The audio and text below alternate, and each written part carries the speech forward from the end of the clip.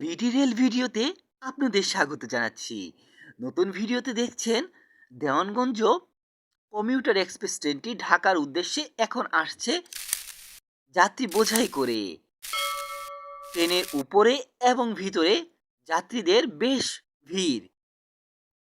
কেমন লাগে নতুন নতুন ভিডিও দেখতে আপনারা আগ্রহী হয়ে থাকলেন এই চ্যানেলের সঙ্গে থাকুন, সাবস্ক্রাইব করে পাশে থাকুন, লাইক কমেন্ট করতে পারেন এখানে।